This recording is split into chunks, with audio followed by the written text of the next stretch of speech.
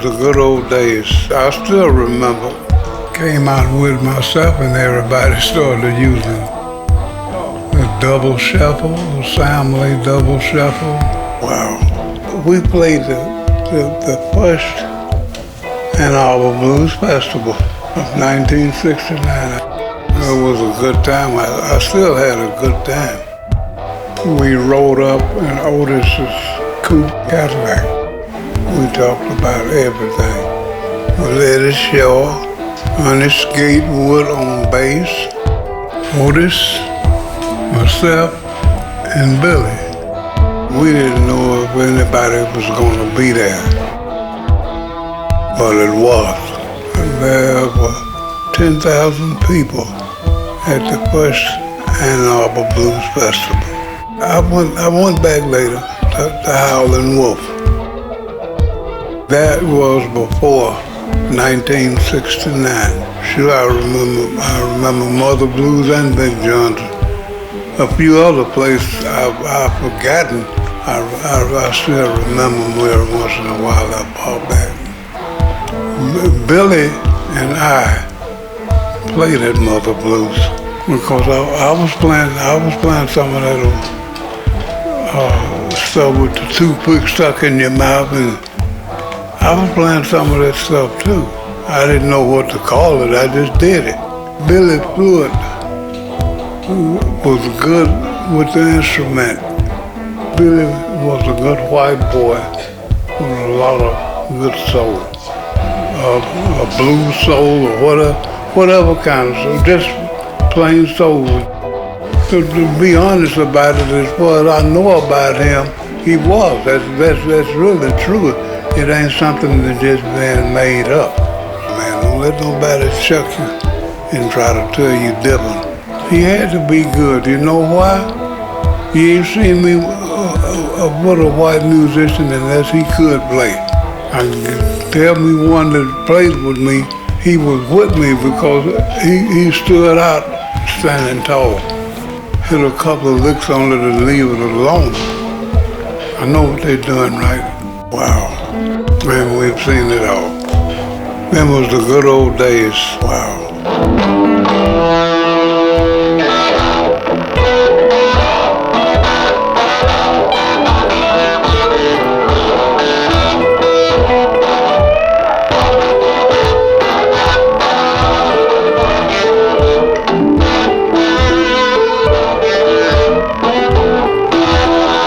Billy and I met at the first Otis Rush tribute in 2016, thanks to Dick Shurman, who produced the show. Dick won a Grammy for Best Traditional Blues Album in 1987 and was inducted into the Blues Hall of Fame in 2014. Billy and I hit it off right away. We became close friends and on-stage jamming buddies from that point on. Billy's a blues master who's been playing music for over 6 decades, and he was Otis Rush's first full-time guitarist in his band. During that time, Otis taught Billy the blues. Otis Rush has always been my hero. Open for 40 years, Blues Nightclub is the longest running blues club in Chicago. Here's Billy and Dick Shurman at the legendary Blues on Halsted Club. Give him hell, Billy. I don't know, I'm in the artist protection program and my career is the best kept secret in show business. Hey, Billy Prewitt, fancy meeting you in a blues club. Well, this is where I live. Now you know where I live. Well, we've both been in a good number of them in our day, and as long as we're here, let's talk some blues, and we might as well play some blues too. Hell yeah. Okay, so we go down to Maxwell Street, and it'd sound like this. And...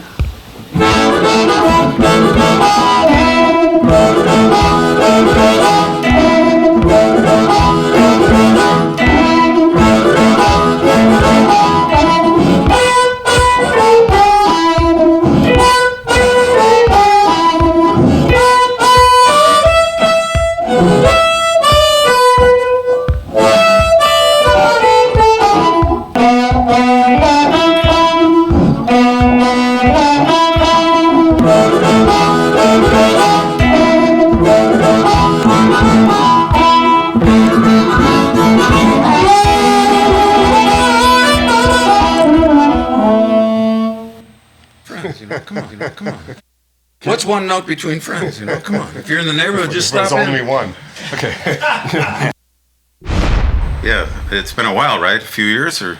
Well, it goes back over 50 now. In fact, I can tell you the exact day that I met you because I still have the poster. It was when Otis Rush played at the Viking Temple at 68th and Emerald, and it was November 9, 1968. Wow. That's when you were playing with Otis. I don't know what love is, but I'll tell you I'm not sad. It's all gone from there. That was a social club. That was, of course, seeing you with Otis Rush, that was a great meeting ground, but let's talk about how you got there. So, All right. let's rewind and go back to the beginning and talk about. I remember you saying that your father is from the same town in Mississippi as Charlie Musselwhite. Kosciuszko, Mississippi. Bobby Gentry and Charlie Musselwhite and all those. It was a very backwards town and in the 40s. But that's not where you were born or grew up. No, that's where my father was from. I was born a white boy in 1945 in Buffalo, New York. We lived in the Mayflower apartment building in Buffalo, and then moved to a house later on, which I recently visited, by the way, which is really, I went back there 72 years later, and I sent a press kit just to the address, and this guy responded. People were a little, from 799 Bird Avenue, and that was fun. But my dad was from Kosciuszko, and he was raised typically Southern. And some of my first memories of music was riding in the back of my dad's car. I'd stand behind the driver's seat and I'd look out the window about this high.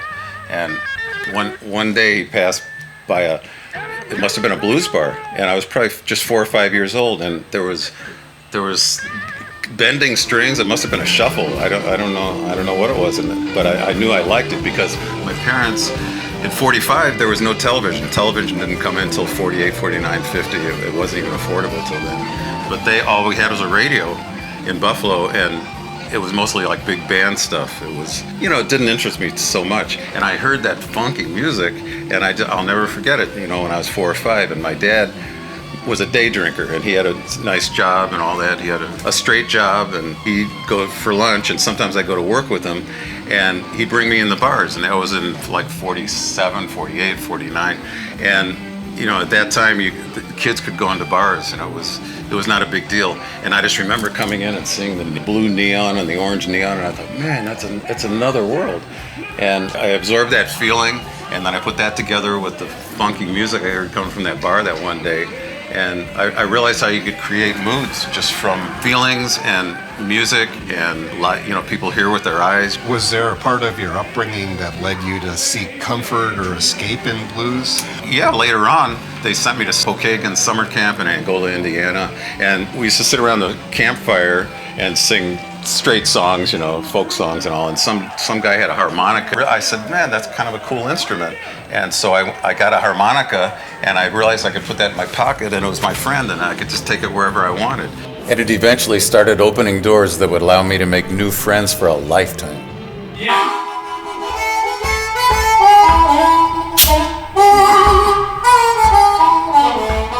Don't leave me no more.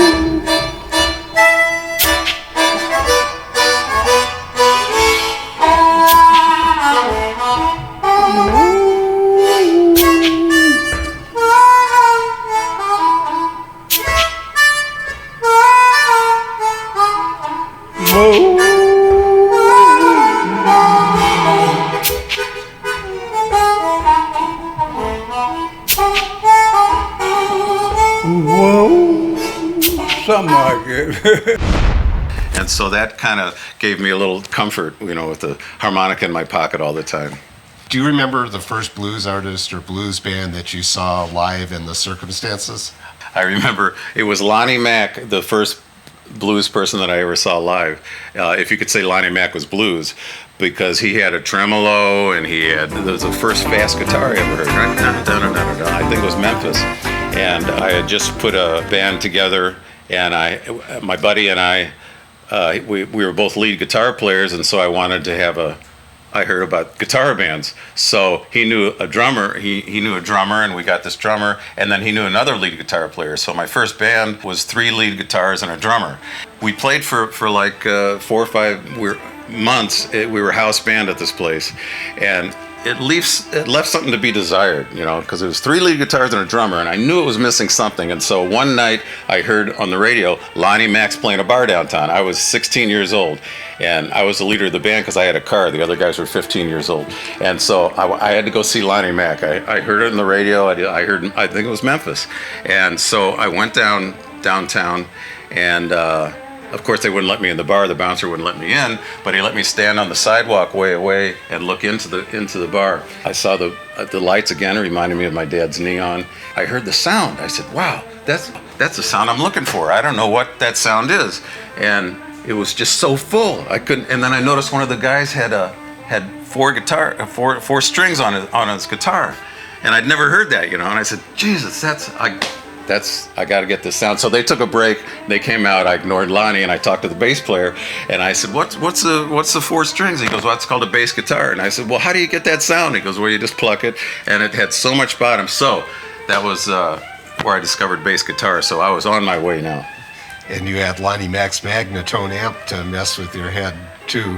Well, the tremolo. I mean, back in the day when I was 8 or 9, I used to listen to Duane Eddy, and first song I ever learned was Rumble. That was Link Ray. I had a Fender amp that didn't have a tremolo, and so I went downtown and I got a Silvertone amp with a tremolo. Now I was really rolling. So Lonnie Mac was, I couldn't believe, I'd never heard anybody that fast. Da-da-da-da-da-da-da. As long as we're talking about Omaha, could you talk about meeting Buddy Miles there? I met Buddy Miles in Omaha. That was when I was probably 16 years old. He was in a local group called the Premiers. And I met Buddy Miles, and they were doing, black soul music. That's how I met Buddy, and then our paths crossed as time went on, and I met him later on in Chicago. Let's backtrack a while, and you have mentioned that Jimmy Reed at Carnegie Hall was a real early influence. Can you talk about early blues records you bought or ran into that? The records that I bought, first of all, my parents sent me to military school right before Omaha, before I was 16.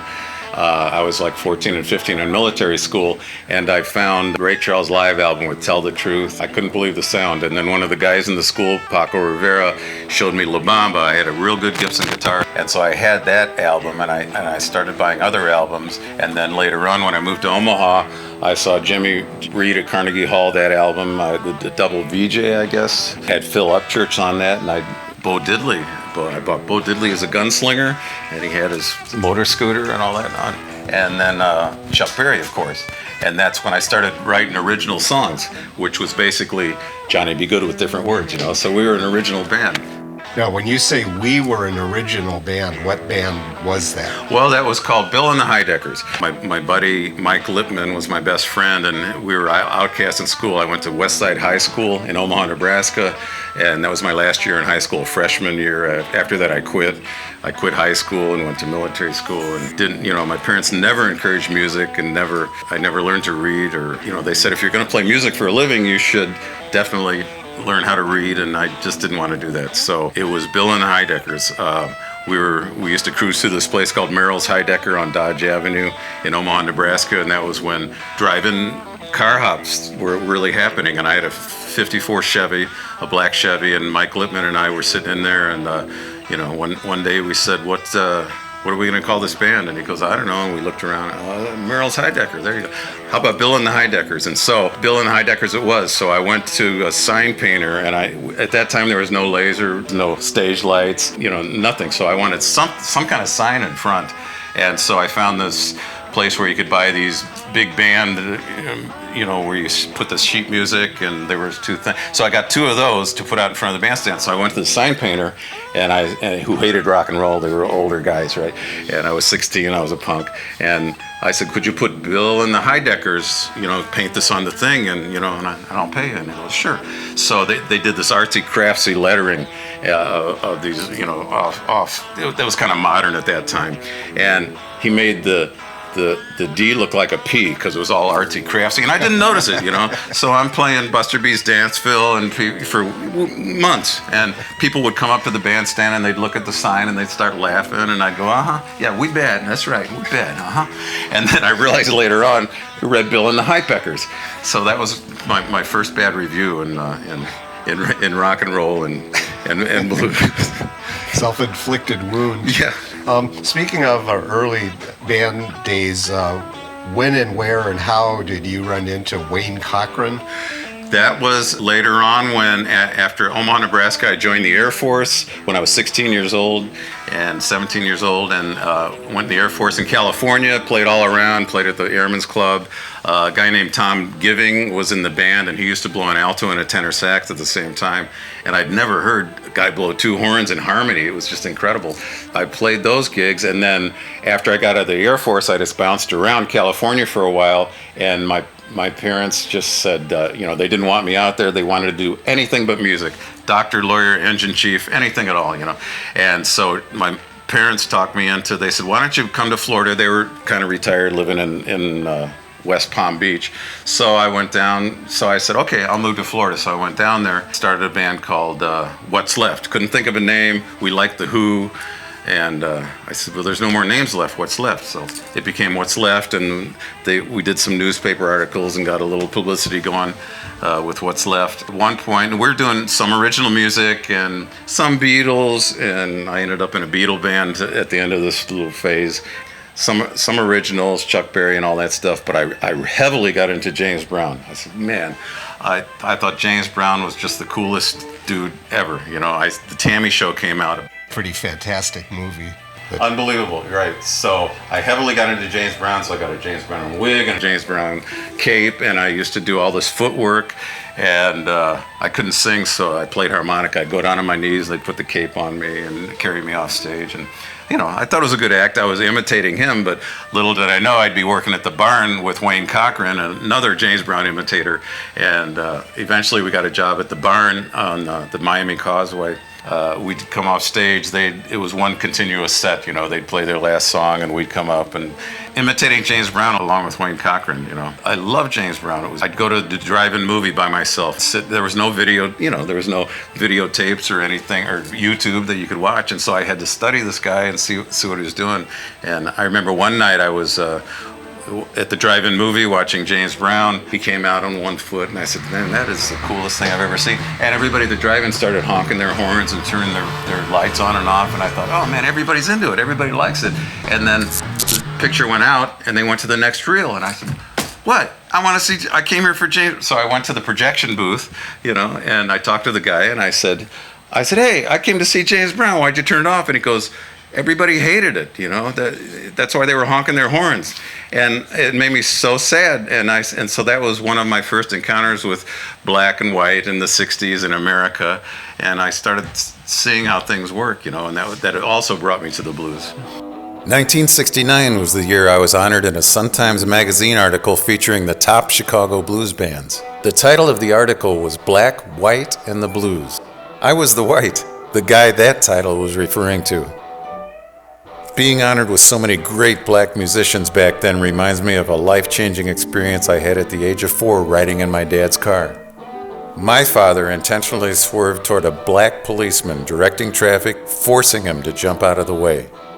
I will never forget the sad look on his face as he passed by so close to my open window. I was just too young to understand why that happened. I didn't realize it back then, but from that moment on, I would somehow try to make it right, even though I wasn't sure how I could do that. Later on, when I found the blues and started to play that music well, I didn't feel the guilt and pain of that incident anymore. Blues made me feel happy and connected. It gave me the ability to spread that feeling of goodwill and happiness to any audience in any language.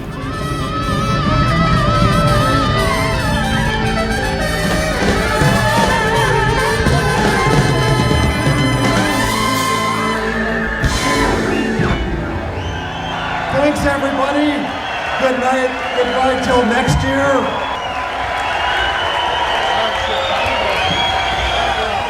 You've posted a picture on Facebook of you with Otis Redding. Can you talk about how much of him you saw and what that encounters were like? That was at a concert in Fort Lauderdale when I first moved to Florida.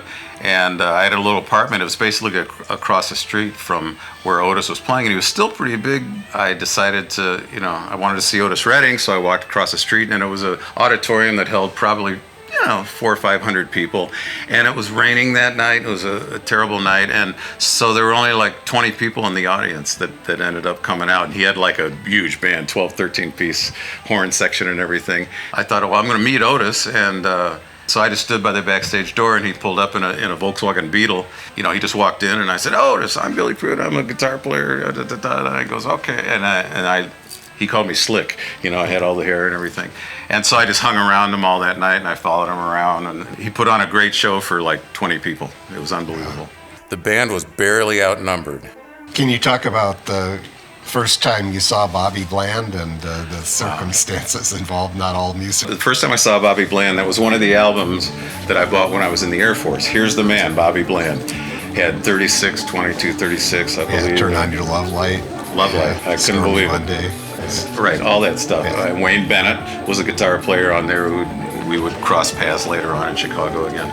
I had that Here's the Man album, unbelievable. So we went to, I was putting my band together at that time, and there was a drummer in Miami, and he said, "Did you ever see Bobby Bland?" And I said, "No, man, but I got his album." He goes, "You want to see Bobby Bland?" I said, yeah, let's go. So he made this reservation at this all-black club in Miami. I think it was called the Tropic Club or something. It had neon palm trees, and so he said, "You ever smoke marijuana?" And I said, "No, man, what's that?"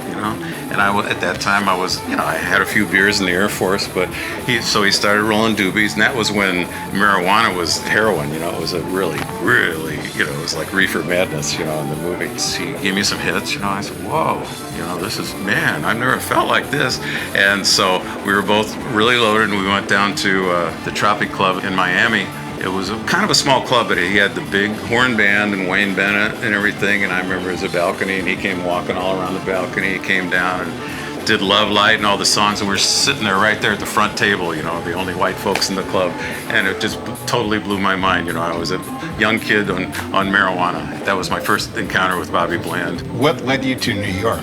I was playing with some Beatle band. The Beatles had just come out. It was about 65. Some agent put together a Beatle band, and at that time there was no specific members. I wasn't John or Paul or anything. It was, he put together 5 guys. He goes, yeah, go ahead, you guys. You're the Beatles. Put on a wig and play. And so I had a Super Beatle amp, the big 7-foot Super Beatle transistor amp that was on wheels and everything. I didn't feel fulfilled, and wherever I lived in any town, I always knew where the local record store was. I could ride my bike there, and then when I finally got a license when I was 16, I could drive my car there, and I always hung out at the record store because it was 45s. I always bought 45s. Before then, I actually bought 178, which was Transfusion by Nervous or something. Yeah, Nervous. Right. Yeah. And it was a 78, but after that I bought 45s.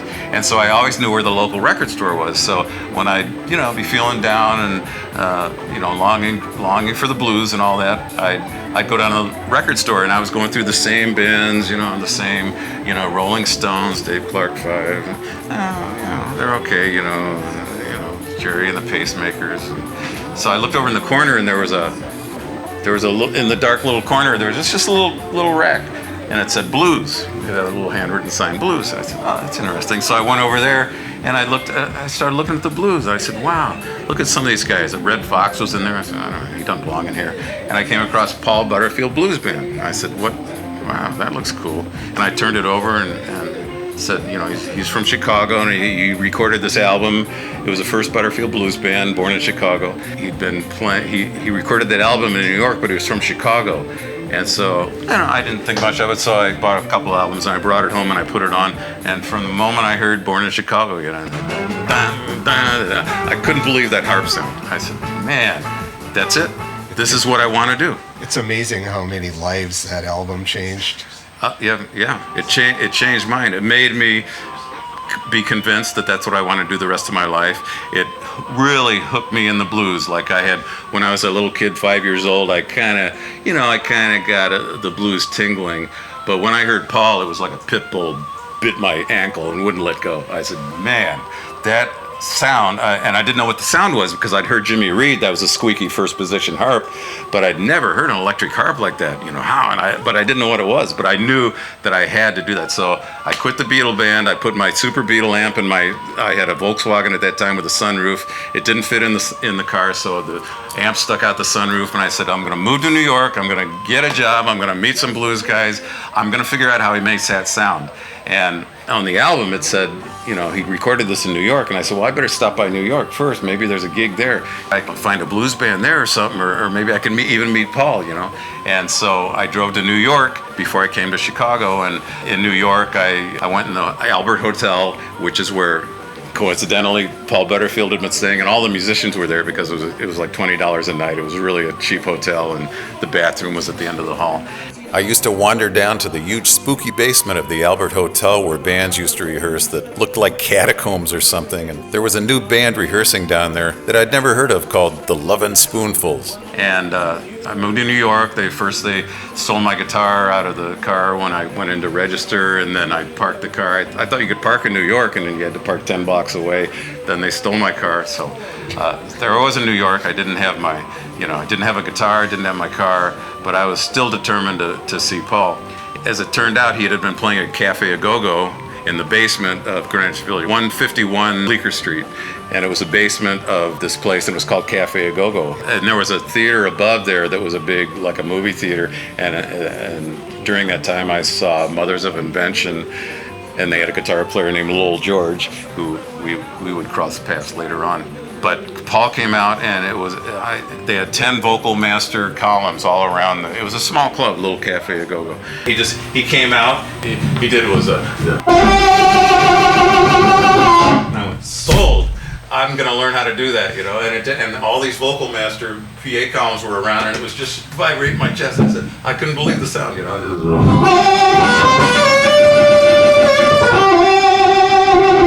I said, I don't know how he does that, but he does it with his throat, and someday I'm going to learn that. I've been called the ghost of Paul Butterfield, so I thought if I got close enough, maybe some of it would rub off. So I had to meet Paul, and so I ambushed him in the Albert Hotel. I knew that they'd come up to their room when they were done with the club, so I stood in the hall for a couple hours, and here comes Paul with his band, and so I said, hey, Paul, hey, I'm Billy Prewitt. He was in the elevator, and I said, yeah, I'm, they were doing a new album, then Keep On Moving or something with Bugsy Maw and the great little guitar player, Buzzy Feely. Buzzy Feely, right, yeah. Who's played an incredible solo on that album. And so Paul was there in the elevator, and I said, I'm Billy Prewitt, and I know you're doing an album right down the street here, so would you mind if I come down and maybe you just hang out for a while? And Paul said, no. And he closed the elevator door, and I just watched him close like that. I said, oh, well, okay. So that's my first encounter with Paul Butterfield. So I was totally rejected, and he wouldn't let me go hang out to hear his album recorded, but I knew it had to be as good as the first Butterfield album. So it was Butterfield and Born in Chicago that led you to Chicago? Yeah, so then, a few months later, the police called. They said, we found your car, Volkswagen Beetle with 120,000 miles on it. Somebody drove it to California and back, and they abandoned it. So I got my car back. So I said, man, now I'm going to Chicago. So I drove to Chicago with my Super Beetle amp, and I got a room at the Grand Wells Hotel at the corner of Grand and Wells, real sleazebag hotel. And any hotel I was in, I'd wheel my Super Beetle amp into the hotel.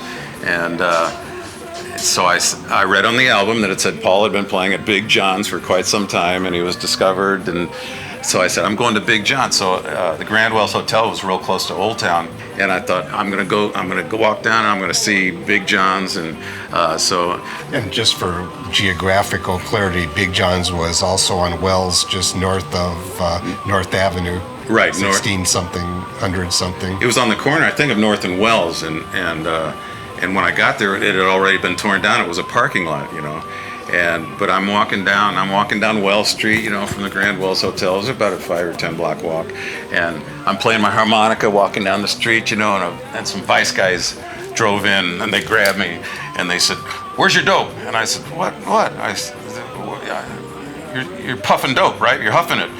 And I said, "No, I'm playing harmonica." And the guys, and they searched me and everything, and they were going to handcuff me. And then they were real disappointed because I was walking down the street like this and they thought I was huffing dope. So I went down to North and Wells. Big John's had been torn down, and so I just walked down the street, and Mother Blues was the place that all the blues bands had relocated to. And I met Lorraine Blue there, and she used to let me in. I was a regular, so I'd go there every night and just sit around, and that's when I had to find a band and get a job and learn these blues. In what year would this have been? When did the Butterfield album come out? It was just a couple of years past that, so in fact, 67, 68? Yeah. So I went to Mother Blues, and I just sat there every night, and I said, I gotta learn the blues. I gotta find somebody, to teach me blues and learn, because I was doing okay, but I played a little harp and a little guitar. But I went to Mother Blues, and so I started sitting in with bands. So any night, every night there was blues. There was Magic Sam, Otis Spann, Albert Collins, Howlin' Wolf. And so I just started forcing myself to sit into bands, and I've sat on Magic Sam for a song, and he didn't need any help. He was real distant. Howlin' Wolf was playing there, and Wolf, man, could I jam? I'm a new guitar player in town here, and I'm looking for a job. And he goes, oh, you come around later, maybe, And so last set, he brought me up. At that time, I'd heard the original Butterfield album, and Mike Bloomfield was the star guitar player. So I'd never heard real blues guitar before, and Bloomfield was fast and frantic. And so I thought, well, that's the faster you are, the better guitar player you are. So Wolf Start's a good song. I don't know what it was, 44 or something. It was a good song. And so he started playing, and he nodded at me, and I started, and he goes, slow down, And so I said, okay. And so the song ended, and he goes, listen, I'm going to give you one more chance, all right? Just take your time. Just take your time. And I said, well, I thought he meant, well, tease the audience. Let go 4, 6, or 8 bars or something, and then come in. So I said, okay, I'll take my time. So I just hugged my guitar. So he started the song, and I said, that's right. I'm gonna impress you now. And so and then he said, all right, go ahead. and he just stopped me, and he took my arm, and he goes, let's give him a hand as he leaves the bandstand, ladies and gentlemen. It's Billy Prewitt or somebody. Well, so supposedly he told Jimi Hendrix a lot worse than that in St. Louis. Wow. So I've been rejected by the best, So anyway, so that was my audition with him. So how was it there that you sat in with Otis too? Mother Blues. I just kept sitting in with people and forcing myself in the band. Refused to be fired, and then Otis was playing one night. A real gentleman, didn't look like a blues guy. He had a tie and a nice shirt, and he always wore a suit, and real well groomed, and a gentleman, very polite, soft spoken. And so he's playing, and I guess Steve Miller used to come in a lot and sit in, and Butterfield once in a while, and he'd come in and sit on the stage and play harp. And I said, Otis, I ambushed him in the corner, and you're really great, and could I sit in? And I'm kind of looking for a job, but maybe I could sit in with you. And he goes, all right. What's your name? And it was Billy Prewitt. So he goes, okay, Prudence, we're gonna let you in. And he called me the whole time. He always called me Prudence. And so he brought me up. I did real good, man. I learned my lesson from Wolf. I just took my time and I played nice. And so after the set, I thought, man, I probably blew this one too, but I got to get a job. And so he came to me, after the set, and he goes, hey, how would you like to join my band? I said, yeah, okay. He goes, okay, you can be a member of my band. Said, sure. And so that 69, we did Ann Arbor Blues Festival, Sammy Lay, Ernest Gatewood, Eddie Shaw, and 69, I also went to the original Woodstock. I actually went to Woodstock. That reminds me of another name mangling at Mother Blues involving Janis Joplin. Can you talk about that? Yes, Janis Joplin was in town for some show. I talked to Corky Siegel, and he said he picked her up for that show. I knew Corky and all those guys. I was living on the south side of 71st and Lakeshore Drive. It was like a hippie crash pad. There was 10 of us all sharing the rent, and there was like 8 bedrooms, and everybody was sleeping in the attic and everywhere. And Tom Swan lived in that in that house with me. Yeah, Tom Swan worked for Chess, was mostly reissues, but he produced part of Muddy Waters' After the Rain album. I was good friends with Tom Swan. He was a heavily influenced blues guy. And then next door there was Jeff Karp or somebody. He was a harp player. And I guess Janice was seeing Jeff Karp next door. So Jeff said, well, Otis is playing with Billy down at Mother Blues. Why don't we go down there? And I was playing the one night. She walks in, you know, and I remember looking at it. And she was sitting where I usually sit in the booth right across the stage. And so she's sitting there. And I guess she's with Jeff Karp or two of them. Yeah, she was with Jeff. Was it Jeff? I mean, I don't know about that night, but they were. Right, they were a couple. Yeah. For a while, right? Because she was over there for quite a while. Janice is sitting there, and so God, Janis Joplin, man, she was huge at that time. It was right around Monterey Pop, and I said, Otis, man, I said, Janis Joplin's right here. You know, maybe you should invite her up to sing. You know, and he goes, who? And I said, Janis Joplin. He goes, oh, okay. So he says, ladies and gentlemen, we have a special guest in the house tonight. Janet Joplin is with us tonight. Janet Joplin. Let's see if we can't get her up. Let's give her a hand. And she was real offended, you know. She goes, I'm not Janet. And so he goes, come on. She's probably shy. Janet Jocelyn is a Joplin. What is it, Prudence? I said, that's close enough. And she goes, you, Otis. I'm not playing. And Otis goes, what's going on? I said, I don't think she's going to play. And so she stands up, and Otis goes, now she's coming. And Jan, she says, I got to get out of here. So she goes to the back of Mother Blues, that little club, and a guy named Don Yoshida. He was an artist, a really young guy, long black hair, and he was the bartender that night. So Janice goes back to him, and she goes, I got to get out of here. And so Don says, okay. And so he let her out the back door and walked around the alley and went out front and got her a cab. And it's a funny thing because the last Otis tribute, that thanks to you, that I played at Space a couple months ago, I booked a table for 4, and Linda and I were there, and we didn't know who was going to sit next to us. And Don Yoshida and his wife, we were at the same table. Funny how those things work, you know. That's the Janet Job, so that's the last time she came in there. But not the last name Otis would mangle. And Prudence is just fine with me. So when I met you in late '68, Otis was playing mostly clubs around town. I mean, every once in a while you might go, to some psychedelic palace or something, but he wasn't really, heavy-duty touring or anything like that. It was mostly still the ghetto clubs, even though he was kind of on the cusp because the powers that be, including Albert Grossman and Nick Gravenites and Bloomfield, were trying to give him a hand up the ladder with that Morning in the Morning album. But who I was playing with him during that time, by the way, and I was crushed when they didn't invite me. I said, I'll buy my own plane ticket. He goes, Nick doesn't, he wants to play guitar, But yeah, I remember I was sitting at a table with Nick in that club on the Pulaski that night before he was waiting there to drive Otis down to Muscle Shoals when the gig was over.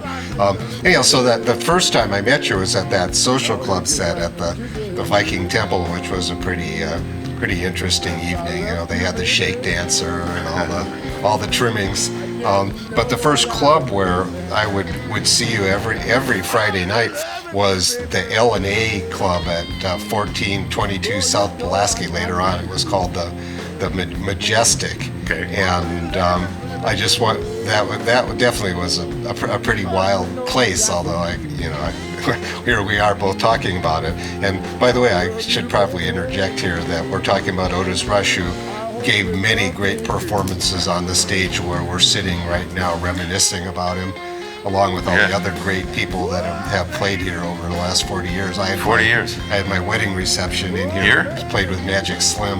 And Jimmy Johnson's 90th birthday party was here just a few months ago, and I want to be just like him when I grow up. I'm going for 100. I want to have him help me up. Anyhow, I just wondered if you had any particular recollections of that club on the west side, the L&A. I remember walking down the street, and I'm still in my Volkswagen Beetle with 120,000 miles on it, and I would park 2 or 3 blocks away. It was on Saturday night, it was hard to park, and I'd go walking down the street, in this pretty bad neighborhood, right? And I'd just be walking down with my guitar and amp, and I remember the police used to pull up next to me, and they'd go, what are you doing? I said, I'm playing with Otis Rush right here. And they said, what, do you have a gun? And I said, no, that's illegal. And they said, my partner and I would never bust you. You should have a gun walking around this neighborhood. My father told me, son, you had better get a gun. That's the kind of advice they would be giving me all the time. Yeah, especially over there. It was pretty rough there. Right. But you mentioned the I Spy. Now that was on the south side. That was on West 63rd Street on the 500 block on the north side of the street. When I interviewed Charlie Musselwhite last year, he said it was his favorite club, which kind of surprised me. The owner ended up getting shot in the back a few times, and I didn't know anybody who was sorry about it. That was how he ran that place. But you and I had a fateful night at the I Spy, which back in the day too was known as the rock and roll. Apparently, a lot of the with the I Spy, they had a painting of a guy with a gun, like a James Bond thing. Silhouette, right, shooting a drink out of somebody's head. And that was what you need in a bar. Right.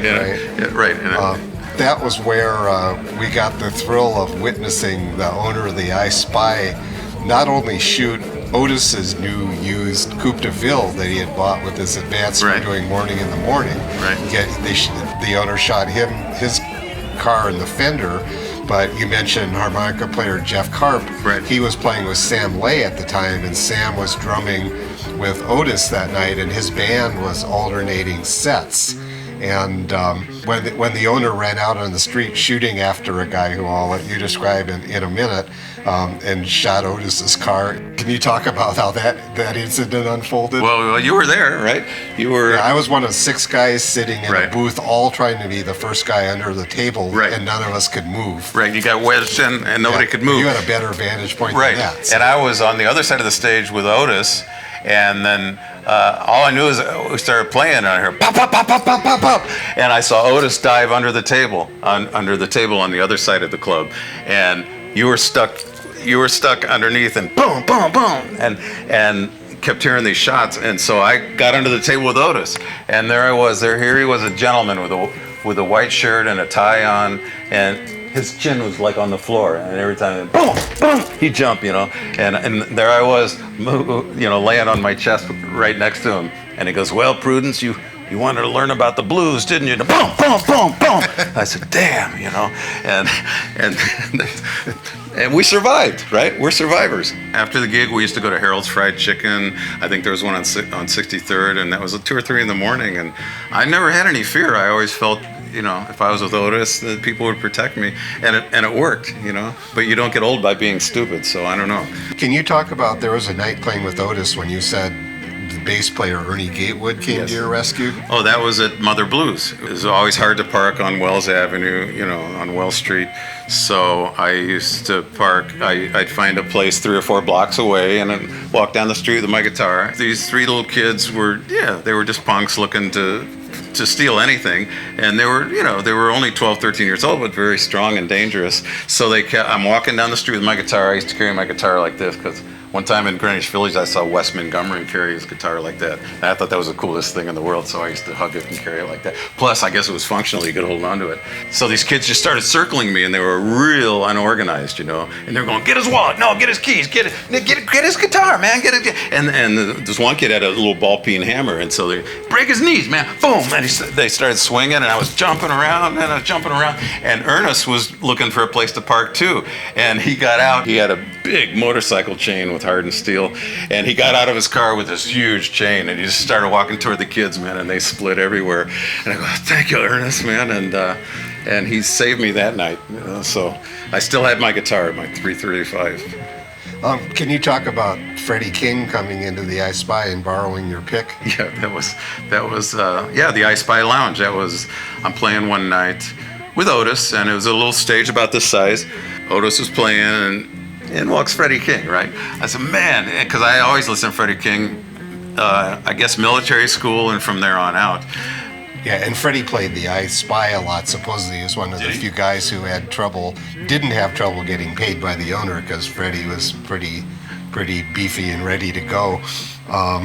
But also Freddie loved Otis, so yeah. I guess so, way back. because he wasn't getting paid or anything. He just came in and he had his old raggedy guitar case and he walked in and Otis, Freddie King, ladies and gentlemen, let's see if we can get him up here. And of course, he just walks right up, So he gets his guitar on and tunes up, and the stage is, he's like 300 pounds, so the stage is really small. So I'm standing behind him. I'm like right up against the wall in my amp, and he's right here. I said, "Man, it's Freddie King, Freddie King." And I think Sammy Lay was playing drums, Eddie Shaw, Ernest Gatewood, and Otis, and that was the band. Freddie, so Freddie gets all tuned up. What are you gonna do? And he calls out something, and he leans over his shoulder, and goes, "Hey man, yeah, you got a pick?" I said, "Oh, sure." And I had on my amp, I had all kinds of. Here's a tortoise shell, and this is a medium light from Fender. This is a Fender heavy gauge. And he goes, "Man, I just want to play. Give me a pick." And so I said, "Oh, okay. Well, here's an extra heavy. Is that okay?" And he goes, "Yeah." And so he turns around, and I didn't see it, but he must have put it in his shirt pocket. And so plays this great set, with his fingers. And I didn't know that he played with his fingers. That was the joke, right? So he ends he plays his last song. And then I guess he went into his pocket and he turned around and goes, "Thank you, man." I said, "Man, here's the pick. This is the pick that Freddie, I'm going to save this, man, put it on eBay or something." It wasn't on eBay then, but I said, "Man, I got the pick that Freddie King played with, And so at the end of the night, we're packing up. Sammy's packing up his drums and everything. And I said, "Otis, I got the pick that Freddie King used." And then he started laughing, and Sammy Lay started laughing. And I go, "What, man? This is a pick Freddie King used, man. This is my pick, all right?" And they just kept laughing at me. And I said, "What, man?" And Otis goes, "He was just f***ing with you, man. He doesn't use a pick." And I was so deflated. I said, "What?" That was Freddie King's, I guess he had a sense of humor like that. So. While we're talking about Otis, I was at Delmark Records on Monday, and there's a photo exhibit there now, pictures from the '69 Ann Arbor Blues Festival. It's there for about a month. You should pop in if you've got some time. Is there a picture of the band? No, it's just there's Otis. Not one picture that exists. I've tried everywhere. No. But it's worth taking a look at. But talk about that. That's pretty historic in retrospect. This is the 50th anniversary of the first Ann Arbor Blues Festival. So right. What are your recollections of that? I just remember that we were going to play the first Ann Arbor Blues Festival, so we were riding, I think, in Otis's Cadillac. So Otis picked up everybody, and we're going to go play the Ann Arbor Blues Festival. I don't know what it's going to be like because there's never been one, but it must be cool, right? So he had a little teeny U-Haul that we'd put the drums and the amps in, put it on his Cadillac, and then two of us would ride in front and the three would ride in back. We got to the Ann Arbor Blues Festival. Man, there were 10,000 people. That's 10,000 people, right? You played for more than that. We'll put an asterisk. Once again, yeah, thanks to you, right. At that festival, Howlin' Wolf, Charlie Musselwhite, all those guys, and that was just the biggest, that blew my mind. That was the Ann Arbor Blues Festival, and there I was, and Otis would give me maybe one solo of a set, so I had to really make it count, But that was a big event in my life, the first Ann Arbor Blues Festival, 1969, which is the year I did my album, too. Right, we'll get to that in a minute, but one question before we do, and that is, you mentioned the New York tour. Now, that was in '69 because it was supposed to be the tour to promote the release of Otis's Morning in the Morning album. That I didn't play on. On Cotillion, right, yes. Right. But can you talk, unfortunately, this was a sad pattern for Otis. He didn't take well either to the studio or the road, and there were more than a few canceled tours in his wake at the end of the day. So can you talk about how this one went? Oh, the New York tour? Yeah. I did. It wasn't clear where we were going to play or how long it was going to be, but hey, getting in the car and we're going to, I'm yours, Otis, whatever. We're out there 3 months on the road, that's fine. I guess New York City, I don't know. Or he had some little clubs booked around New York, and so, like some social clubs. And I just remember I was so young, I used to take Vivarin, these little caffeine pills. Thought it was cool, man. I'd get wired, and I was never into drugs. So we're driving, and Otis is real bored, and I said, "Otis, try one of these, man, a little Vivarin, and he goes, "Okay," So he took one, and a half hour later, he goes, I don't feel anything. I said, "It's just caffeine, man, but it'll make the ride more interesting because we got a long way to go, Yeah, okay, so he took another one. About an hour later, he has this panic attack. He says, "I think I'm going to die." I said, what are you talking about, man? He goes, I've never felt like this, man. I feel all jittery. take me to hospital. Eddie Shaw was driving or something. We found this little hospital in some little town in New York, and he went in the emergency room, and so we're sitting out there for hours. I guess the doctors just counseled him, and he said, they said, what did you take? And he said, I don't know, some little pill or something, I don't know what it was. And so they counseled him and talked him down for about 4 hours, and he was okay, so he came back out, and then we went back on the road. And as it turned out, we only did one date at some, I don't know what it was like a kind of like a movie theater, dinner theater kind of place, and we're going back to Chicago. Okay, well, these tours, I can do these tours, So at that time, you did start work on what was supposed to be your first album, So Many Barriers. Right, So Many Barriers. And a great lineup. Can you talk about? Yeah, I had the right guys. The So Many Barriers album was Donny Hathaway on piano and Phil Upchurch on bass, who I'd seen on the album. He had Can't Sit Down was the hit way back when I was young. And Sammy Lay on drums, and it was fun. He had a squeaky bass pedal, and we never could get rid of that, Otis was always very kind to me, and he even wrote liner notes for my album by hand. Well, I remember you told me that there was some Harvey Mandel kind of influence on it. Yeah. I also remember you telling me that you wanted it to sound like just what you might kind of just run into walking down the street. It's almost more about ambience. And a little LSD involved back in those days. I was so influenced by, I wouldn't listen to anybody. I wanted to produce it myself. I could have used you, but no, I'm a stubborn guy. I have these plans that don't always pan out. So I had this concept for an album, an instrumental blues psychedelic album. How could it miss, right? I was real into Harvey Mandel and his playing, and he always had strings and horns in the background, right? It made a lot of sense. And then Electric Mud had come out sometime around then. It's like wine. The longer it sits on the shelf, the better it gets.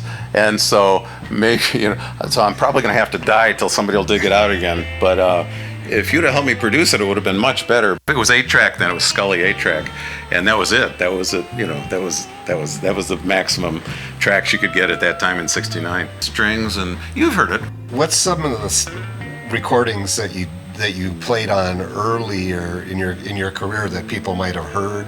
Well, Circus, you heard that. You gave that to Jimmy Burns. Actually, I had that written when I was playing with Otis, and I played it for Otis, and I said, Otis, man, this would be great if you'd sing it, And so I played the Circus, which, it's really a blues. It's the saddest blues song in the world. Actually, Bobby Bland's Wolf manager passed on it. I said, what's wrong with the song? He goes, it's too sad, man. I guess I've been in the circus too long. Wanna go home. The guy who sang St. James Infirmary, I went down and I heard my baby groan and I knew she was gone. My song is too sad for Bobby Bland. And he goes, yeah, I'm afraid so. I actually played Circus for Otis, and he just kind of hesitated for a while. And I said, man, if you sing this, it'd be great. And he goes, well, that's the way you feel. That's not the way I feel. And it took him a long time to compose himself, but he said, it's kind of like you built an airplane and you're the only one that knows how to fly it. So why don't when we're warming up and doing the warm-up stuff, I'll bring you up and you can sing it. And I'm going to sing next to Otis Rush, right? So we put that on the shelf for 50 years, and now Jimmy Burns might do it, but you never know. So let's talk about your movie career, the Monitors. The Monitors, I was an extra in a movie. I used to hang around at Mother Blues. At the other end of the block was Second City, and at that time, David Steinberg and Peter Boyle and all those guys I used to go down and watch them after I'd played with Otis. A guy named Fred on piano. We used to go up and go in the light booth and, smoke a little doobies with these guys.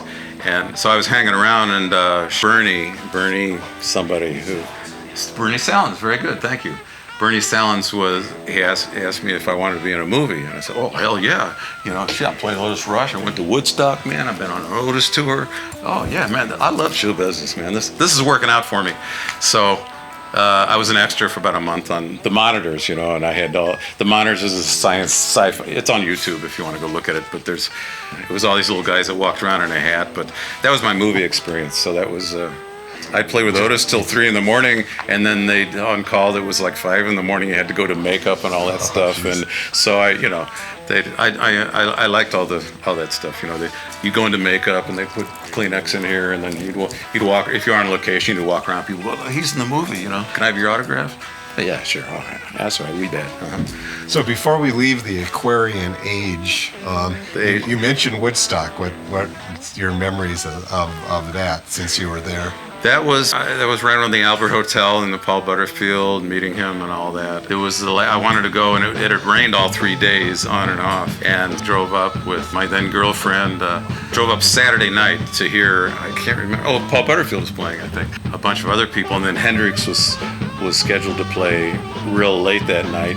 And we drove up there, and we could only park about 5 miles from the scene, and we walked and walked and walked and walked and walked, and and they go, you don't want to go there, it's just a mess, and it was a free concert by then. Everybody had knocked the fences down, and I was a hippie, long hair and my bell bottoms, and I was slick. I really wanted to see Hendrix, but as it turned out, he didn't play till the next Sunday morning, and so it's a good thing, I guess. But that's my Woodstock experience. But I was there.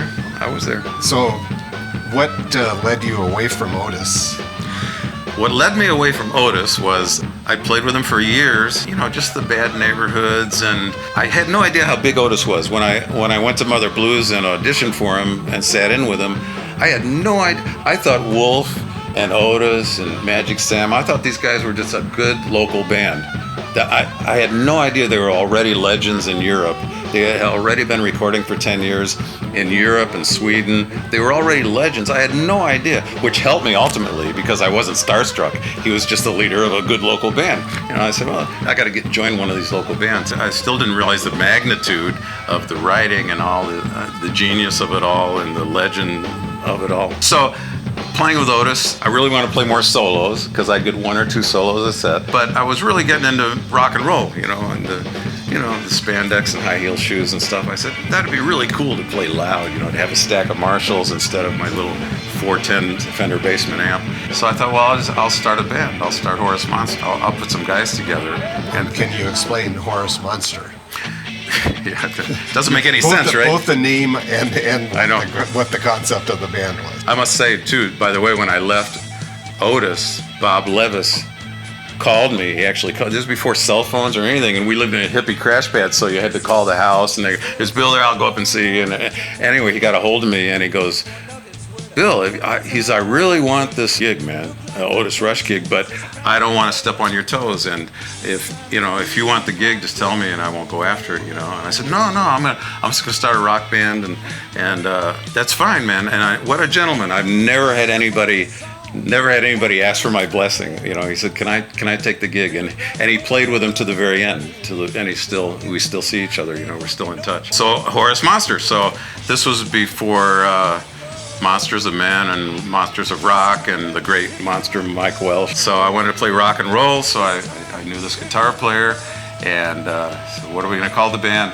I was born Horace William Prewitt III, which is really a stupid name, but I had nothing to do with that. How about Horace Monster? He played with Otis. He must be a good guitar player. So we ended up with a 4-piece hard rock band, and we had the same personnel for 7 years without a personnel change. I think 75 we were voted the #1 club act by the Reader annual poll, and I was around some pretty good company then. In that year, REO Speedwagon was playing bars. They were from Champaign at the Red Lion. We used to play the Red Lion. Styx, Buddy Miles, I knew when he come through town. Shaka Khan and Rufus, which by the way, rehearsed with us a few times, and she was going to play with us. The deal was in the end that her drummer had to come with her, and we'd have to get rid of our drummer. And I was too loyal at that time. I was loyal. I wanted this band to last forever. And so as time went on, I thought, man, we're going to do something. I mean, we're the top bar band, but, bar stars, where's that going to go? As time went on, there was this coup d'etat that happened, and I didn't even see it coming.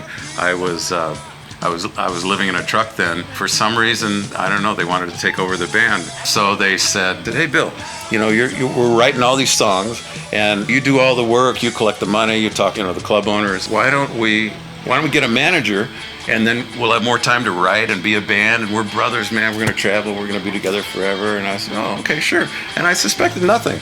And so as time went on, over that year, I was looking at my date book, and the dates were getting thinner and thinner. And so we got this manager who'd never managed a band. He wasn't the sharpest tool in the shed. There was one last gig up in Wisconsin somewhere in the dead of winter. I said, when's our next gig? And he said, don't worry about it. And I said, oh, okay. So I didn't worry about it. So after that gig, I drove back, and I'm living in my truck, and I had a nice little. It was a '66 Dodge van, a little phone truck, but it had a toilet and a little sink and a little. I was perfectly happy. Since I was in the military, I looked at it like I was living in a submarine. It was fun, and you only had to drive one way anywhere you went because you were home when you shut your engine off. The next morning, Dave knocks on the door, on my van. What? Dave comes in and he goes, what? He says, what? He's shaking and sweating. And I said, what's wrong, man? He goes, I got some bad news for you, man. And I said, well, it's okay. And I'm comforting him, and he's shaking. And he says, the band wants to go on without you. They want to keep the name and go on without you. And I said, oh, okay. They want to get rid of Horace, right? And they said, well, yeah, they want to go on and play without you. Anyway, it's a shame because, I love those guys, and I went, how do you, Mark Skyer knows. He says, I don't understand how this whole thing happened. How do you throw Bon Jovi out of Bon Jovi? How did you let it happen? I said, I didn't let it happen, Mark. It was a very cool, calculated coup d'etat, and I have no idea what I was blindsided, And then they played for about a year. Every club that I played, I'd always dealt with the club owners. They'd say, what happened to Horace? And they'd say, he lost interest in music. He quit. And they said, what? And the club owners couldn't believe it. And they played every club once and burned it out. And so after that, I didn't like bands very much. So I did an acoustic solo in Ground Rounds and Rusty Scuppers for a while. And then I did, my looping thing, which is a one-man band. Okay. So, how about a little, to play the blues now, you gotta have a little bit of slide, you know what I'm saying? A little bit of, yeah.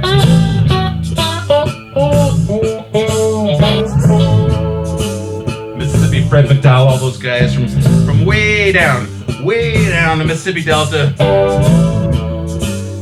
Yeah, see, they like to play a little bit of slide. So dig it. Let's double back for just a minute, though. Can you talk about what Horace Munster's act was like with the double neck and lighting the organ? Yeah, we lit the organ on fire. We had flash bombs. We had two double neck guitars and a bass and lead, and we'd switch off playing bass. It was a four-piece band, basically. That's where I learned my backwards double somersault. We used to do that with the double neck guitars. And bands weren't really doing that then. The Who, and it was just a fire show and just lots of sulfur dioxide in the air. People smoked cigarettes then, and the club was packed with smoke. And then we'd set off these flash bombs every set, and it was a good act. It was a real entertaining act, and it's a shame because I'd love to. Today we could be doing little summer festivals like Shadows of Night, and those guys. We were a popular enough band where they could have, said the original Horace Munster with the original members. Yeah, we played the Arcada in St. Charles. Yeah, we could have, but we never did. And I never knew what the story was with those guys because I never talked to them again in 40 years. So too bad. We could have been a great little festivals band. We did a lot of original stuff, and it was good stuff. I went on with Horace Munster as a three-piece power blues band, and then much later on, when the dust settled, in many reincarnations. I always have these ideas for, like, our original 8x10 Horace Munster shot when we first got the band together. The first 8x10 is us trying to get arrested. We played the island in Lincoln Park Lagoon, and we thought, okay, here's my idea. We're gonna rent a generator, and we'll rent the rowboats and go over to the island in the Lincoln Park Lagoon. We'll set up and we'll play. We'll do a real good show, and then the police will come because we don't have a permit, and we'll get arrested, and we'll get famous, man. We'll be, and so we couldn't even get arrested. We did it that day, and we took all these pictures, which was our first press kit. We played this. It was great. We played. I looked down for a solo and played this long 10-minute solo, and then I looked up and the whole bank was covered with people, and I had a buddy that I'm still in touch with, and he tried to get the police to arrest us, and the sergeant came and the cops cars, and they had binoculars, and my buddy was going, "You gonna arrest these guys?" And he said, "It looks like everybody's having a good time." Yeah, but they don't have permits or anything. We couldn't even get arrested. So that's a cliche in there. Yeah, right. Can't even get arrested. And so we were real disappointed. That's some of my ideas. Like in Bill and the Heideckers, I had another great idea. I thought we used to go to this place, Merrill's Heidecker, and there was a DJ. a live booth, a glass booth on top of this drive-in restaurant. And my best buddy and I, we said, you know, how are we going to get Bill and Heidecker's famous? And we used to go and watch this guy broadcast live, and you'd turn on your old tube radio in the car and listen to him broadcast live. That was some technology. You know, all the people in the drive-in. I said, you know what? Let's go. Okay, here's what we're going to do. We're going to go out in front, and we're going to get his attention. He'll call us up to the booth, and then we'll play our songs, and we'll be on the radio. And I go, that's brilliant. So we go out there one night, and there's a big lawn in front of the restaurant. The place is packed with all these lowrider cars, you know. And it wasn't called lowrider then. I had a raked car. It was like that. So we're jumping around. We're doing somersaults, trying to get this guy's attention. And we had our little transistor radio. We were listening, and after about an hour, he goes, well, we're down here at Merrill's Heidecker broadcasting live, and we got a couple of clowns out here rolling around, and he goes, they're acting like real idiots, but you should come down to Merrill's Heidecker. I said, why don't you, he'll invite us up. And of course, he never did. So those are some of my ideas. I didn't care what mama let loud. I was boogie woogie.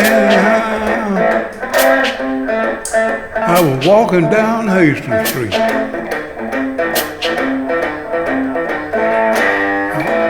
I heard everybody talking about the Henry Swank Club. I decided I'd drop in there one night. And I was glad I did.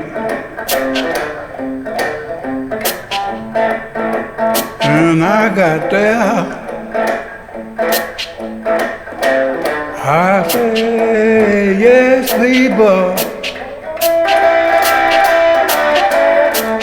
You was really having a ball. Boogie. So let's talk about Lowell George. Lowell, yeah. Yes, Lowell George, to me, he was just the greatest, singer and slide player. And I had seen him in Mothers of Invention when I heard the Paul Butterfield at Cafe Go-Go. And so I'd always followed him, and listened to his music and Little Feat, F-E-A-T, by the way. So one night he's playing at Park West, and this was just a few weeks before he died. I bought an NBC jacket from the NBC store, but back then there was no security. You just walk like you know what you're doing, and they'd see a guy with an NBC jacket, and they go, "Oh, go ahead," and I go, "Excuse me," and so I got in there for sound check, and Lowell was there. I said, "Lowell, I'm a guitar player, and I've got a bunch of songs here. Maybe you'd be kind enough to consider recording, something." He go, "Oh, okay." So he took the songs, and everything, and went through the rest of the sound check there that night, and talked to him some more, and became friends with him. And so after the show, I thought, well, I went home. So I thought, well, I forgot completely about that. And then about a year later, I got this letter. I opened it, and the letter said, December 9th, 1979. This letter is at least a year old, but I thought you'd like to have it. Sincerely, Elizabeth George. Well, here's the letter I got from Lowell George. And it still gives me chills, and it means a lot to me, and it's really precious to me. And he even wrote it on Holiday Inn stationery from the Holiday Inn on Lakeshore Drive. And I'll read a little for you. Hi, Billy. I read through some of your songs, and a couple caught my attention. If you have any demos, I would like to hear how you put them to music. A cassette of just voice, or guitar, or piano, it's fine for me. Sorry I couldn't make your gig last night, but I was beat. I did try to edit one lyric. This may be a bit presumptuous of me to suggest, but there is real potential and an interesting song idea. I hope I didn't offend you. I think you've got some good song ideas for your career and other artists to do as well. Believe me, that can do no harm, especially when the royalty checks come in. Thanks again, Lowell George. Whew. What gives me the chills about this is that he talked to me as an equal. And he wrote this letter about 2 weeks before he died, and I didn't get it till a year later. And his wife, Liz, was nice enough to send it to me. So Just like his song says, so many letters don't get written and don't get sent, but I got mine. Thanks, Lowell. All the letters never written that don't get sent, it comes from confusion. And you said that among his legacies is your all-time favorite song? Rock and Roll Doctor to me is just the ultimate, the way the words and the music and the rhythm density, Lowell used to say the rhythm density of the song, and the words about a rock and roll doctor, it's a monument he built to himself, and I think, to me, Rock and Roll Doctor is my favorite song ever. So after the Horace Monster coup, when Horace was kicked out of the band, I was a little damaged. Let's talk about the solo years and the variety years. The blues always rang true, but sometimes my art pulled me through. The variety years, when I used to play solo at the Ground Rounds and Rusty Scuppers, was at the restaurants you just watch people chew. They chew and not clap. And the Ground Rounds had free peanuts, and so the whole 3 inches of peanut shells, and so you'd be doing a nice acoustic song, and people walk by you. And so I needed a gimmick again. Hey, here's a great idea. This is going to work. And so I had the Billy Prewitt circus show. I did all the vanishing cigarette tricks and the torn and restored newspaper and all that. Do you think he's going to make it? Do you think he can handle it? The moment of magic comes, watch this.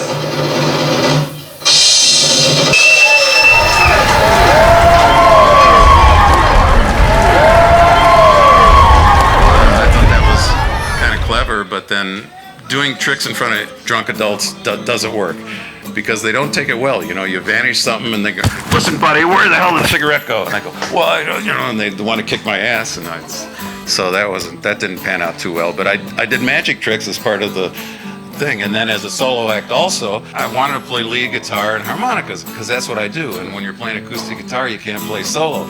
So I had this before looping was invented. I thought, well, I want to record my own backing tracks, and then I'll play live. I'll play a solo live, and the people can see I play live, and then I'm in my own element. So I went to the studio, and I recorded the bass drums and rhythm guitar and all that. And so when I play live, I put a ghetto blaster, and I'd mic it, and this was folk clubs, and they hated it, because folk clubs are, traditional acoustic, God and nature, and, sunshine on my shoulder makes me happy. And I play these, I put on my backing tracks. The culmination of that was that I got a job at Oak Brook Saddle Club, way out in Oak Brook. And this guy, he hired me for like a week, and it was a good job. It was they were used to traditional folk music. So I do my Gordon Lightfoot, and then I'd say, okay, everybody, now here, I'm going to play this. And so I put on the ghetto blaster, and then I had a little pig nose in my Stratocaster, so it was all distorted and everything. They just hated it. And so, but the audience responded well. And then right after the set, owner wants to talk to you. Couldn't be good. So I went over to the owner and I said, yeah. I said, pretty good, right? And he goes, no, we want people here who make their own music. We don't want karaoke. And I said, no, this isn't, listen, I am making my own music. I actually played everything that you're hearing. I'm playing it all, so I think it's kind of valid. And he goes, I'm not stupid. You can't play everything at once. Get the out. So I packed up my stuff. That was it. So again, I said, well, the solo thing isn't going to work out either. So talk about the Acme Thunder Band and Harvey. Harvey Mandel was, Acme Thunder Band was the old Aliotta Haynes and Jeremiah. Skip Haynes had left the band, so I took Skip Haynes' place. Mitch Aliotta and John Jeremiah were in the band, and Bob Parisio, and a bunch of real good musicians. So they called it the Acme Thunder Band, so there wasn't a conflict with the, copyright and names and everything. So I played with them for a year. They were going to get 2 guitar players. They said, oh, if we can get Horace, we'll pay him more and just have 1 guitar player.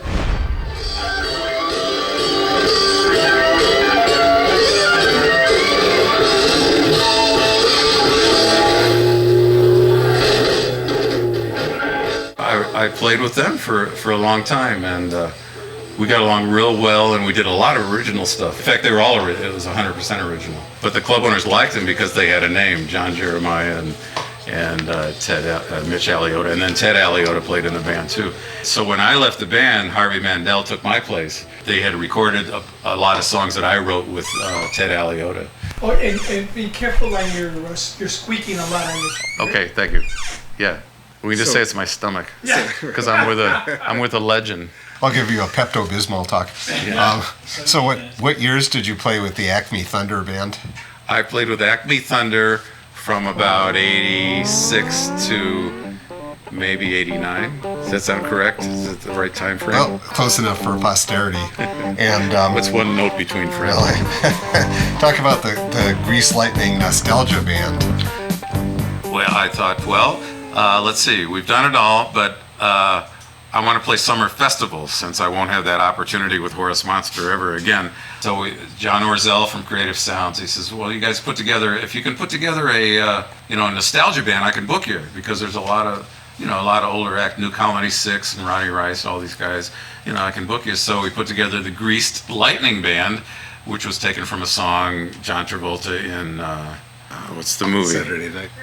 Grease. Thank you very much. Right. So the Grease Lightning Band, we took the name from Grease, and it was pink guitars, pink and black was the theme, and Cass Siva singing out in front, and we did that for a while, and that was fun, and we did a lot of summer festivals, but it was sort of a copy band. Wasn't much room for originals, wasn't much room for blues, so that's how I ended up going full circle in the end.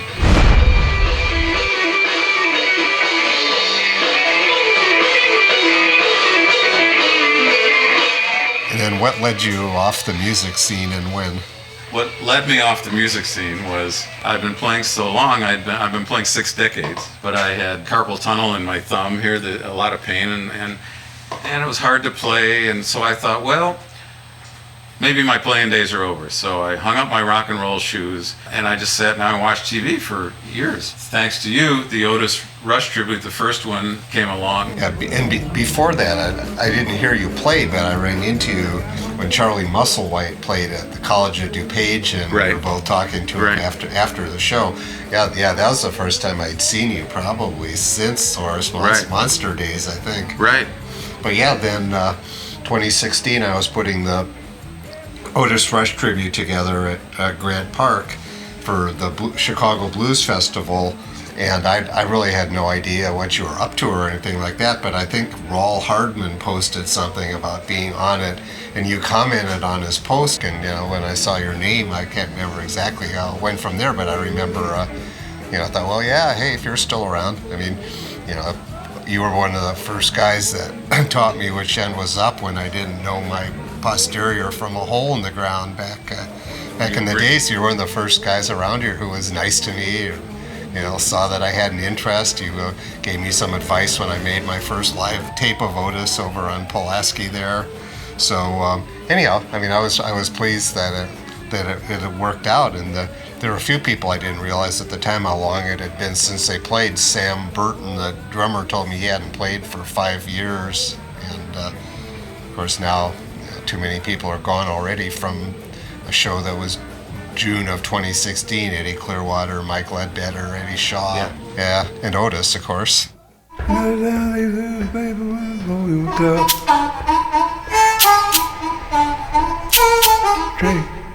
here, shake there, shake baby. Now down even when you really wanna blow your top.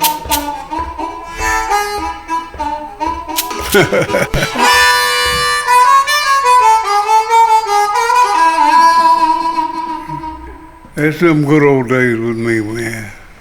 I get kind of sad when I hear stuff like that, because I know them guys ain't here no more, It makes me a little sluggish.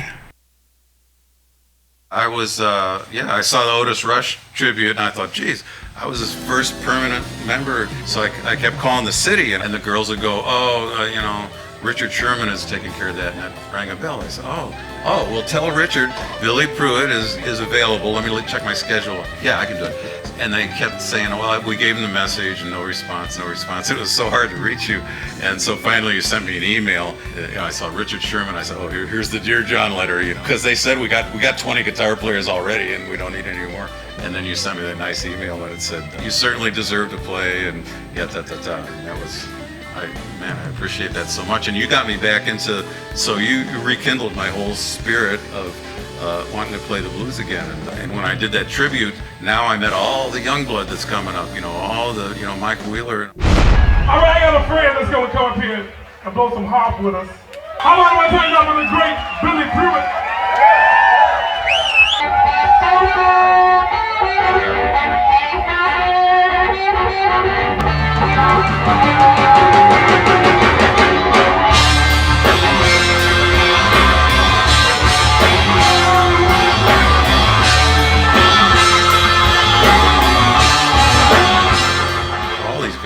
Mike Ledbetter, and I would have never met them otherwise, and I've never publicly thanked you on camera, but, without that, I would still be at home watching TV. And so as it turned out, I ended up getting surgery on these hands, and now I can play better than I ever have, so I like where I am today. It's working out. Let's talk about your recollections from the Otis Rush tribute at Space in April. So my recollections of the last tribute, which was just a few months ago, is I got to meet Geneva Magnus and Curtis Salgado, and we really bonded because on the Blues Cruise, it was like an open jam, and I sat in, and he came out, and it was my first song, and he said, rumba and C, and I don't know what a rumba is, but I know, that's what I knew from Wolf, and so I just started playing that, and right away he looked at me, and he goes, who are you? And I said, Billy Prewitt, and he goes, oh. And so, but anyway, we got to be good friends, and then I backed him at the Otis Rush tribute, the last one in Evanston. I hope there's more, and everybody was there. It was just, it was a great night, and you produced it. It's all true.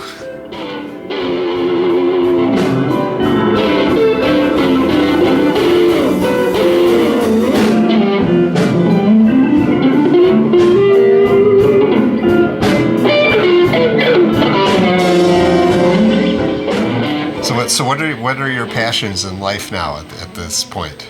I like where I am. I like just sitting in all the time. I don't want to load Marshall amps at 4 a.m. in the snow, and I like just jumping up and playing a set now and then, coming into blues or seeing who's playing, and everybody's really nice to me. Yeah, you're somewhat of an animal activist. Can you talk a little bit about that? Not to mention having the oldest cat I know. Yeah, he's 26 years old, string cheese. That's my last animal. He fades away and comes and goes. And he's not eating today, but we'll see. I'm not a vegan, but I think Mark is. But I'm almost there. But kids are resilient. They can tell you when it hurts and all that, and they're always creative. But but animals always get the short end, and I'm real passionate about it. I have to do my part and commit random acts of kindness here and there, and I've met your cats. Well, and I was going to mention just in passing that at least as of today, the Horace Monster coup was worth it, because if you hadn't been martyred by the band, then maybe Mark wouldn't have had the sympathy that led him to open up for us today and let us do this here. So, and we were going to go to single file, and it was like a folk act, and Mark's done, he's been in Canned Heat and did a bunch of Harvey Mandel albums, but that didn't pan out so much. But, it's another one of my ideas. I have a lot of ideas. Yeah, we'll keep having them. Billy plays this custom gold Strat and had Chicago's first music video in 1979. This was before MTV, and it was called Feels Like Gold. Another song that he wrote is Hollywood Sign. On March 3rd, 1982, David Letterman mentioned Billy on his network show.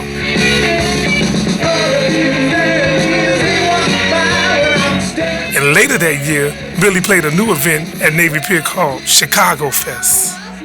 In 1990, he was featured on WTTW's Wild Chicago.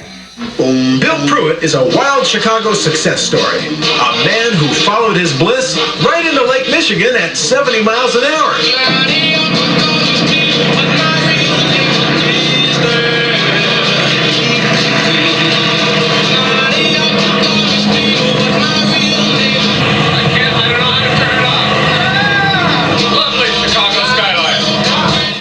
You get this thing going here, and oh my God! Did you see that? Did you see that, or was it me? My friend Billy is still at it.